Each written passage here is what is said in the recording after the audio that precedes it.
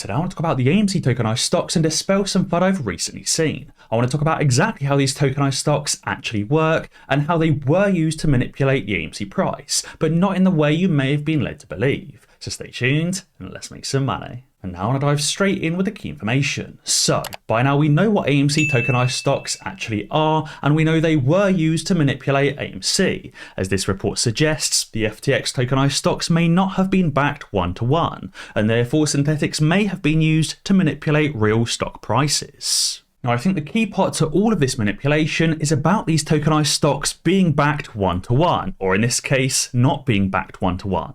When a tokenized security is backed one-to-one with real shares, other hedge funds and other market makers can use these tokenized securities as locates. But obviously, as the FTX tokenized stocks were not actually backed one-to-one, they were not real shares, and therefore these locates that the hedge funds and market makers were using were in fact false locates. These market makers were allowing other hedge funds to short sell AMC shares on the premise they were using the FTX tokenized stocks for their locates, but because FTX never actually held real stock, these market makers were in fact providing false locates that allowed and facilitated the creation of synthetic shares, allowing these hedge funds to short sell many hundreds of millions, if not billions of AMC shares illegally, as they were in fact synthetic. That's because the locates provided by these market makers for these additional new short sells were in fact not real locates of real shares, they were in fact false locates of synthetic shares, as the tokens weren't backed one-to-one. Now, it turned out that FTX did not hold any real AMC shares, or at least did not hold AMC shares on a one-to-one basis. It turned out their agreement with CM Equity AG was actually ended in the year prior, and therefore FTX was not holding real AMC shares. But I think it's really important to note that if a tokenized stock doesn't even at least claim to be backed one-to-one, whether it is actually backed or isn't, then a market maker can't use it for a real or for a false locate. If they don't even at least claim backing, then it's not a tokenized security whatsoever, it's just simply a crypto token. And therefore today I want to dispel some FUD around AMC tokenized securities and some of the links that have recently been made over the last few days. Now, the first part of dispelling I want to do is the dispelling of the 8 quadrillion AMC tokenized securities, because these are not in fact tokenized securities whatsoever, they are just simply wrapped AMC tokens. Now, the difference between an AMC tokenized security or an AMC TSO or an AMC STO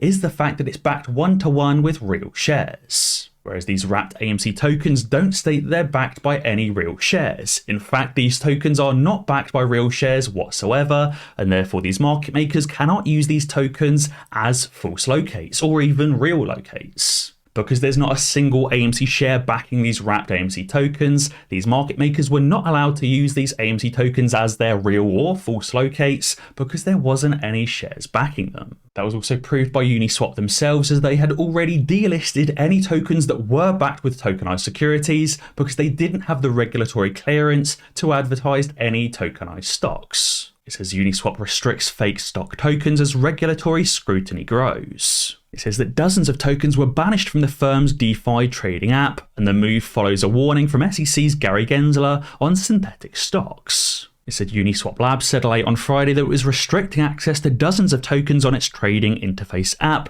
including synthetic assets meant to mirror the prices of stock market giants like Facebook and Tesla. Uniswap didn't have the regulatory clearance to list tokenized securities, and therefore they delisted all tokenized securities that were backed with any real shares. And therefore anything still left on the platform is not backed by a single real share, and therefore the market makers cannot use these as their false locates. I also found something to prove that that is true, because I personally myself, and even you yourself, can create an AMC token on Uniswap that is not backed by real shares in under 10 minutes. This is a tutorial to create your own ERC20 token on Uniswap and call it whatever you like, even call it AMC Entertainment Token in under 10 minutes. All you have to do is create a MetaMask account, acquire a blockchain node, acquire some tokens, and set up your speedy node, add some pragmatic lines and some interesting coding that I don't know much about, and create your own AMC token. But obviously the key part is, because these tokens are not backed one-to-one or do not even appear to be backed one-to-one, these market makers can't use them as false locates.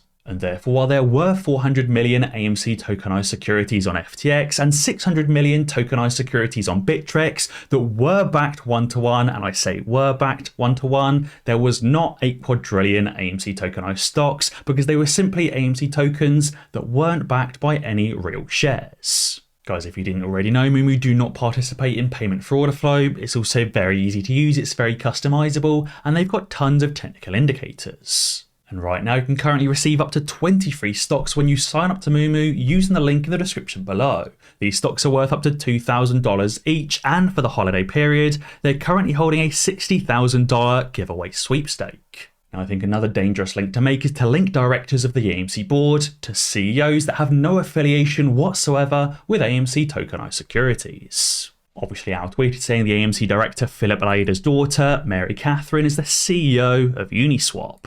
Now, just because somebody is the CEO of a company or is the CEO of Uniswap does not mean they even created these AMC tokens. Uniswap is an open source platform, and as I showed you, you can create your own Uniswap token in under 10 minutes. And therefore the CEO of Uniswap, Mary, did not do anything to create these AMC tokens that actually aren't backed by any real shares, as Uniswap is an open source platform when anyone can create anything they like, even you and I. While we cannot create FTX tokenized securities that were backed one-to-one, you and I can create useless AMC tokens with no backing whatsoever on an open source platform. But you can clearly see that there are two severe differences between a supposed one-to-one backed security token and a random AMC token created by you or I. And therefore Uniswap is not the company that FTX and Citadel used to tokenize shares to destroy the value of AMC. While Citadel did use FTX to create security tokens to destroy the value of AMC, Uniswap was not involved whatsoever. Now, I do want to state that I don't actually have anything against OWL. I do think a lot of the due diligence OWL does is actually very good work. I just think for these 8 quadrillion AMC tokens, they are not the same as AMC tokenized stocks that at least claim to be backed one-to-one. As Bigham's tweeted, he said, guys, you can literally code any number in the maximum supply for a wrapped token. He said you could have typed in 500 million, billion, trillion, quadrillion tokens, but it doesn't mean that those are in existence. As I just said, I could create an AMC token on Uniswap and type in a 500 billion, trillion, quadrillion, quintillion market cap or circulating supply in under 10 minutes, but it doesn't mean they can be used by these market makers as false locates. And as Stephanie tweeted, she said, remember when you read tweets, news, or listen to YouTubers, take it with a grain of salt. And in fact, take what I'm saying with a grain of salt for that matter as well, and do your own research. You can find those same articles or even search it yourself, but the information is clear to see right there on the internet. She said they can take anything and change the narrative. She said this is to spread doubt in your mind, and they actually pay people to do this. She said, remember your reasons to be in this play and don't waver because you're not alone. However, I do think there are some specific AMC board members to pay attention to.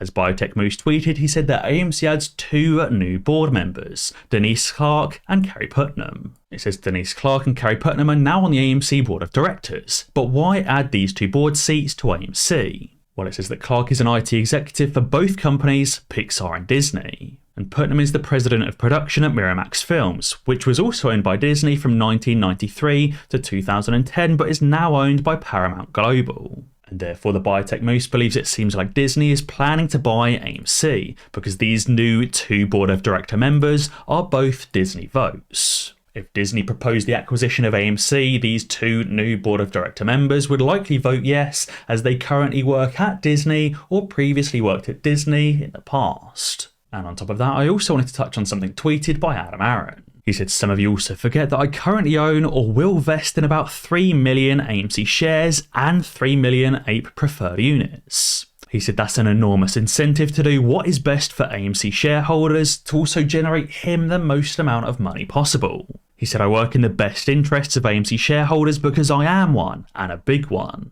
And he said, lastly, I've been AMC's CEO for 7 years. About 2/3 of his total pay is in stock and not cash, and it's well publicised in advance. He said, I sold shares only once in those 7 years, a 65-day span between November 2021 and January of 2022. He said, my stock sales ended a year ago. I haven't sold any shares since then, and I will not sell any more shares anytime soon. I ride with you. I think this really goes to show that Adam Aaron is indeed on our side and that Adam Aaron will continue holding his shares and not selling them until we see the AMC squeeze. Adam Aaron currently holds over 700,000 shares and will soon have another 3 million AMC and another 3 million APE.